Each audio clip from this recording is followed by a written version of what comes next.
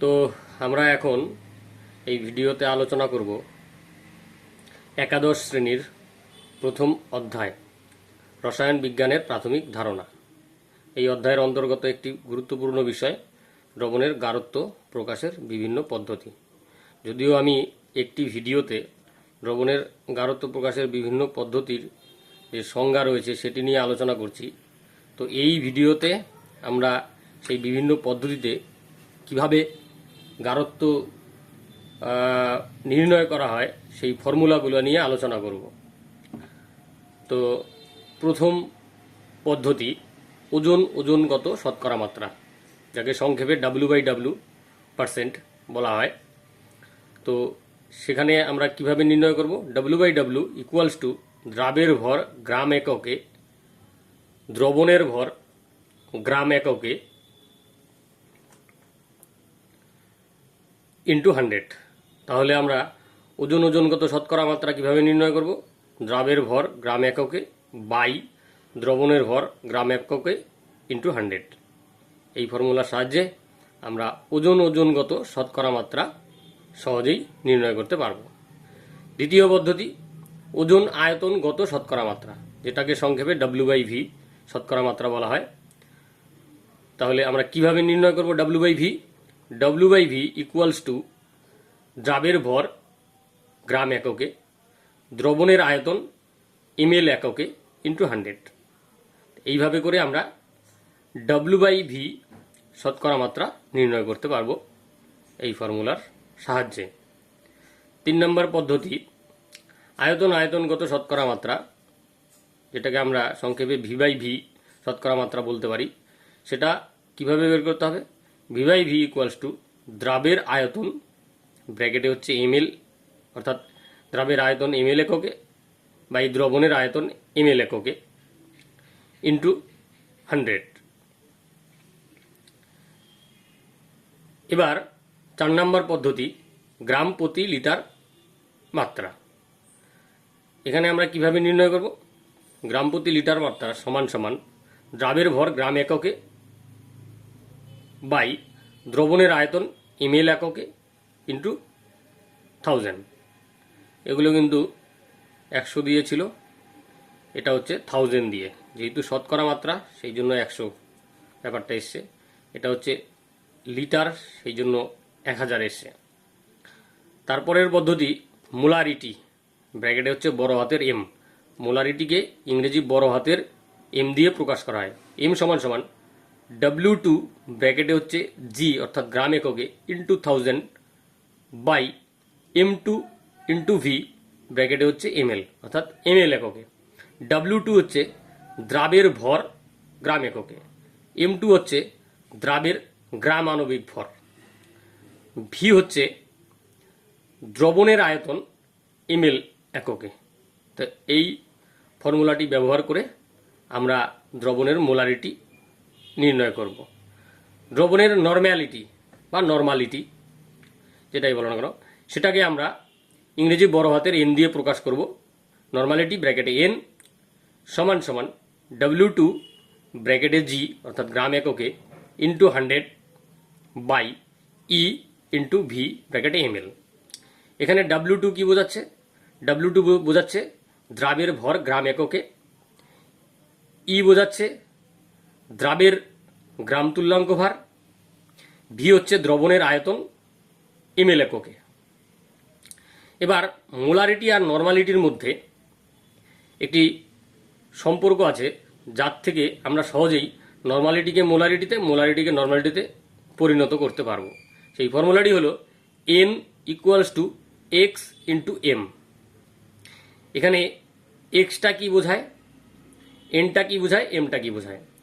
N হচ্ছে normality, X হচ্ছে যোজ্যতা গুণক অর্থাৎ ভ্যালেন্সি ফ্যাক্টর। এটা অ্যাসিড দ্রবণের ক্ষেত্রে ক্ষারগ্রাহিতা আর ক্ষার দ্রবণের ক্ষেত্রে অম্লগ্রাহিতা। অর্থাৎ কোনো অ্যাসিডের দ্রবণ যদি মোলারিটিতে দেওয়া থাকে, তাহলে নর্মালিটিতে বের করতে গেলে সেই মোলারিটির মানটা এখানে বসাবো এবং সেই অ্যাসিডের ক্ষেত্রে যে ক্ষারগ্রাহিতা সেটা আমরা এখানে বসাবো, তাহলে আমরা নর্মালিটি পেয়ে যাব। আবার একইভাবে নর্মালিটি যদি দেওয়া থাকে, তাহলে নর্মালিটির মানটা এখানে বসাবো, সেই অ্যাসিডের ক্ষারগ্রাহিতা বসাবো, মোলারিটি পেয়ে যাব। একইভাবে ক্ষারের ক্ষেত্রে এক্সট্রা হবে অম্লগ্রাহিতা। এইভাবে করে আমরা নর্মালিটির থেকে মোলারিটি, মোলারিটির থেকে নর্মালিটিতে সহজেই রূপান্তরিত করতে পারবো। এবার হচ্ছে মোলালিটি।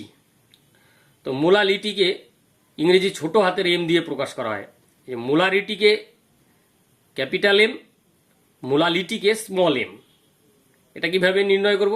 W2 গ্রাম এককে into 1000 by M2 into W1 গ্রাম এককে। এখানে W2 কি বোঝাচ্ছে? W2 দ্রাবের ভর গ্রাম এককে, আর M2 হচ্ছে দ্রাবের গ্রামাণবিক ভর, W1 দ্রাবকের ভর। এটা কি? দ্রাবকের ভর গ্রাম এককে। এখানে ছিল দ্রবণের আয়তন, এখানে ছিল দ্রবণের আয়তন, এখানে ছিল দ্রবণের আয়তন, এখানে ছিল দ্রবণের আয়তন, এখানে ছিল দ্রবণের আয়তন, এখানে ছিল দ্রবণের ভর। এতক্ষণ পর্যন্ত যা বলেছি দ্রবণের আয়তন বেশিরভাগ ক্ষেত্রেই এবং দ্রবণের ভর এই একটি ক্ষেত্রে, কিন্তু এখানে কিন্তু দ্রাবের ভর আসলো। এই জায়গাটায় এইটুকুন একটু নতুন কিছু আছে। তাহলে W2 যেটা হচ্ছে দ্রাবের ভর গ্রাম এককে, W1 যেটা হচ্ছে দ্রাবকের ভর গ্রাম এককে, আর M2 কি বোঝাচ্ছে? দ্রাবের গ্রামাণবিক ভর। এবার আমরা যে দ্রবণে যে উপাদান থাকে অর্থাৎ দ্রাবক এবং দ্রাবক, তাদের মোল সংখ্যা কি করে নির্ণয় করব? মোল সংখ্যাকে N দিয়ে প্রকাশ করা হয় ছোট হাতের, সেটা equals to W by M। W কি? ওই উপাদানের ভর আর ওই উপাদানের আণবিক গুরুত্ব বা গ্রাম আণবিক ভর দিয়ে যদি আমরা ভাগ করি তাহলে আমরা মোল সংখ্যা পেয়ে যাব। এবার সেটাই এই যে দ্রাবকের মোল সংখ্যাকে আমরা W1 বাই M1, অ্যাকচুয়ালি দ্রাবককে বোঝানোর জন্য সাবস্ক্রিপ্টে কোনো একটা অক্ষরের সাবস্ক্রিপ্টে সংখ্যাটি লেখা হয়, 1 লেখা হয়। দ্রাবকের মোল সংখ্যাকে বোঝানোর জন্য সাবস্ক্রিপ্টে 1 লেখা হয়, আর দ্রাবককে বোঝানোর জন্য অর্থাৎ দ্রাবক যেটা কম পরিমাণে আছে সেটাকে বোঝানোর জন্য আমার 2 সাবস্ক্রিপ্টে 2 বোঝানো হয়। N2 equal to W2 by M2, এই ফর্মুলার থেকেই আসলো।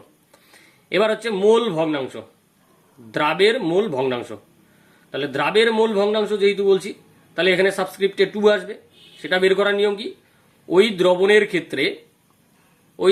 ক্ষেত্রে যে দ্রবণটা আমরা তৈরি করছি সেখানে দ্রাবের মোল সংখ্যা বাই মোট মোল সংখ্যা। মোট মোল সংখ্যা বলতে কি বোঝায়? দ্রবণে যে যে উপাদানগুলো আছে অর্থাৎ দ্রাব আর দ্রাবক। দ্রাবকের মোল সংখ্যা হচ্ছে N1 আর দ্রাবের মোল সংখ্যা হচ্ছে N2।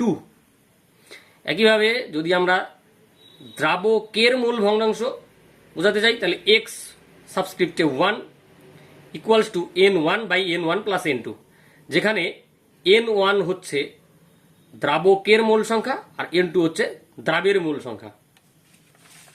এবার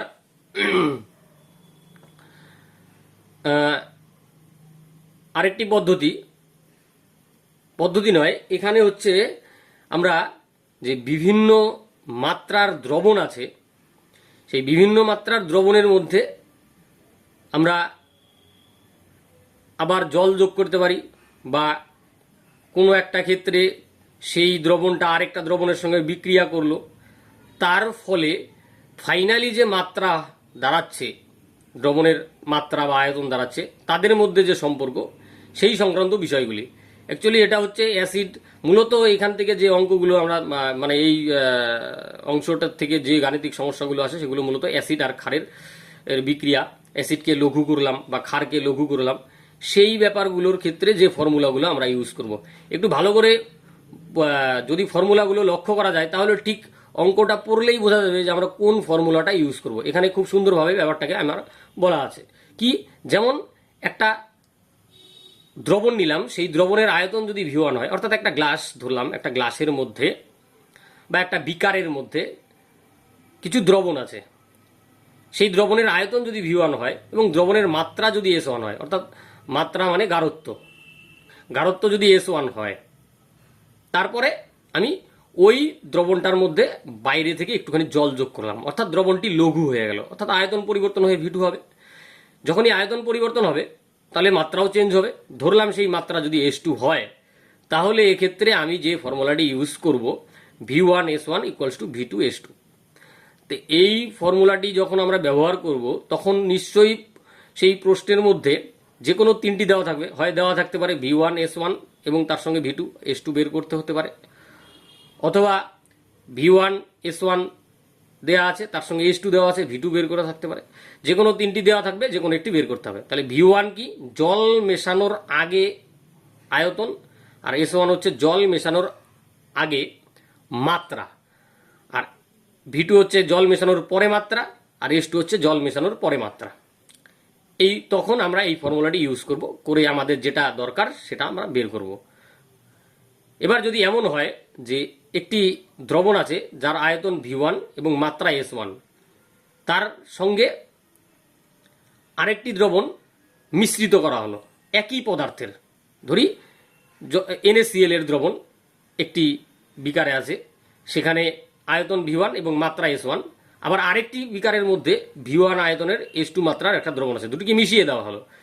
সেক্ষেত্রে অন্তিম যে দ্রবণটি হলো তার মাত্রা যদি S হয়, তাহলে আমরা S সমান সমান লিখতে পারি V1S1 plus V2S2 by V1 plus V2।